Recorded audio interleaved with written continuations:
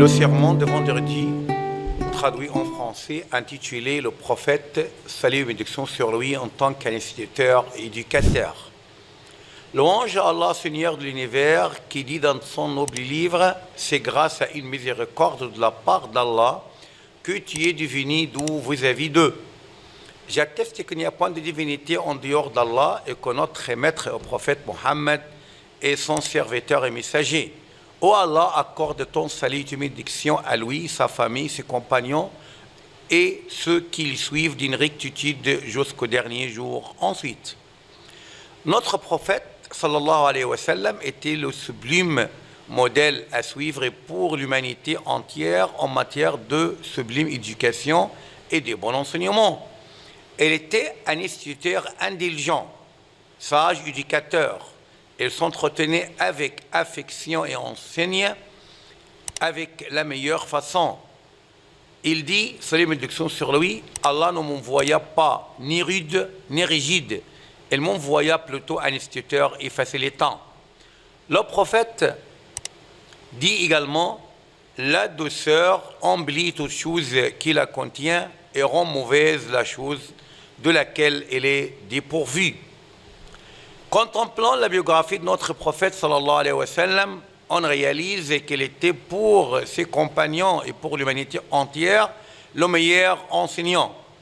Il était le plus indulgent et le plus clément vis-à-vis des gens, surtout ceux à qui il donnait enseignement, éducation et direction.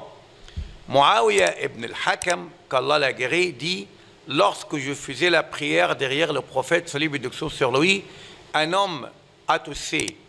Je lui dis qu'Allah t'agrée dans sa miséricorde. C'était au cours de la prière. Les gens me lancèrent un mauvais regard. J'ai dit, quel malheur à ma mère. Pourquoi vous me regardez ainsi? Ils se levèrent à se battre les mains sur l'hanche. Et donc, comme il me faisait taire. Donc, je gardais silence. Le prophète, salut et bénédiction sur lui, termina sa prière. Je le sacrifie par mon père et ma mère, je ne tomberai point sur un enseignant, ni avant ni après, mieux que lui. Par Allah, elle reprit le compagnon, par Allah, il ne me gronda pas, ne me frappa pas, ne m'enfonça pas. Il me dit, dans cette salate, rien n'est admissible de la parole ordinaire. Il ne s'agit que de la glorification, c'est-à-dire, subhanallah, le dire Allah est le plus grand, Allahu Akbar, il n'y a pas de divinité en dehors d'Allah, ashhadu an la ilaha illallah, ainsi que la récitation du Coran. Ce sont les choses admissibles dans la salat, hormis tout est interdit. D'après Abu Umama, qu'Allah l'agrée, un jeune homme vint dire au prophète sallallahu alayhi wa sallam, au messager d'Allah, donne-moi autorisation de la fornication. Les gens le grondèrent. Le prophète, salut et bénédiction sur lui, leur dit, arrêtez, arrêtez. Et lui dit, approche-toi de moi. Le jeune homme s'approcha du prophète sallallahu alayhi wa sallam et s'assit. Le prophète l'interrogea, acceptes-tu la fornication pour ta mère? Mais non, a répondu le jeune homme. Le prophète de répliquer, tous les gens ne l'acceptent pas pour leur mère. Le prophète sallallahu alayhi wa sallam le réinterrogea, acceptes-tu la fornication pour ta fille? Mais non, a répondu le jeune homme. Le prophète de répliquer, tous les gens ne l'acceptent pas pour leur fille.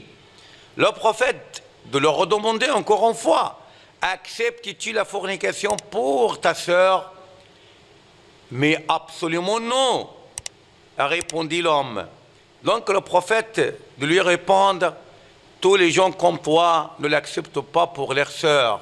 Le prophète de l'interroger encore une fois, acceptes-tu la fornication pour ta tante paternelle? L'homme de dire, mais non. Le prophète de répliquer, les gens ne l'acceptent pas pour leur tante maternelle. Acceptes-tu la fornication pour ta tante paternelle? L'homme de dire, mais non. Le prophète de lui dire, mais tout le monde ne l'accepte pas pour leur tante maternelle. Puis, Donc l'homme a compris que la fornication est interdite, haïssable et détestable par les gens et abominable. Vous ne l'acceptez pas. Donc le prophète mit sa main sur le jeune homme. Il dit, « Oh Allah, pardonne-lui ses péchés, purifie-lui son cœur et immunise-lui sa verge. » Ensuite, ce jeune homme n'a point pensé à la turpitude ni au péché. Louange à Allah, Seigneur de l'univers, que le salut et la bénédiction d'Allah soient accordés au dernier de prophètes et messagers, notre prophète Mohammed ibn Abdullah, à sa famille et à tous ses compagnons. Ensuite, poursuivant la vie de notre prophète sallallahu alayhi wa sallam, on réalise qu'il était soucieux de varier ses modes d'appel et d'enseignement, se servait également des compétences de la communication prédicative pour passer à la raison au cœur du destinataire.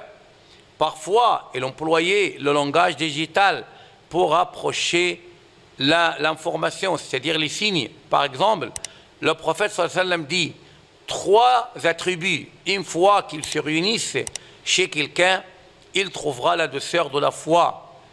1.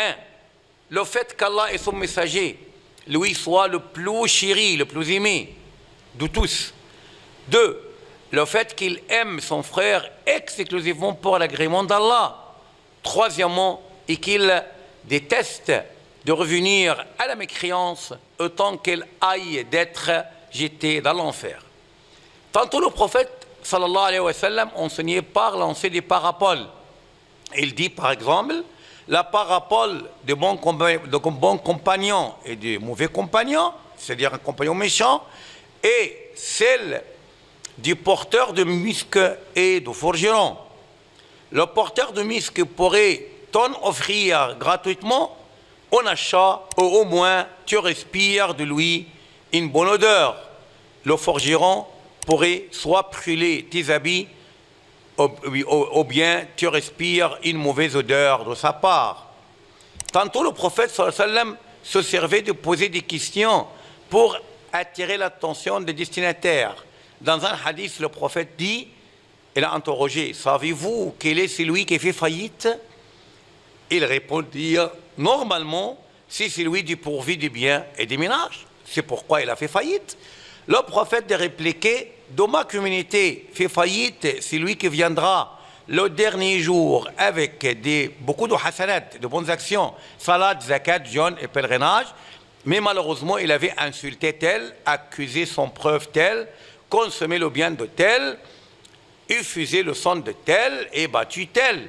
Donc tel prendra une partie de ses bonnes actions, tel une autre partie, donc jusqu'à épuiser ses bonnes actions. Bon, mais il n'a pas encore, fait son règlement de compte. Donc il subira les péchés des autres qui sera jeté à lui, au sien. Donc par conséquent, il sera jeté dans l'enfer. Donc c'est celui qui fait faillite. Le prophète sallallahu alayhi wa sallam choisissait le jour et le temps le plus approprié, adéquat pour exhorter, enseigner les gens. C'est dans le but d'activer les raisons, les raisons des récepteurs et les chasser lassitude. Notre maître Abdullah ibn Mas'ud, le grand compagnon, dit, le prophète sallallahu alayhi wa sallam nous exhortait de temps en temps pour éviter que nous en ayons la lassitude. On a très besoin de suivre les moralités de notre prophète sallallahu alayhi wa sallam en tant qu'instituteur et apprenant pour propager son message et communiquer sa guidée et sa sunna. Oh Allah, accorde-nous la science et les bienséances et guide-nous à observer les moralités de notre prophète sallallahu alayhi wa sallam. Wassalamu alaikum wa rahmatullah, traduit présenté par Dr Kamel Gadal.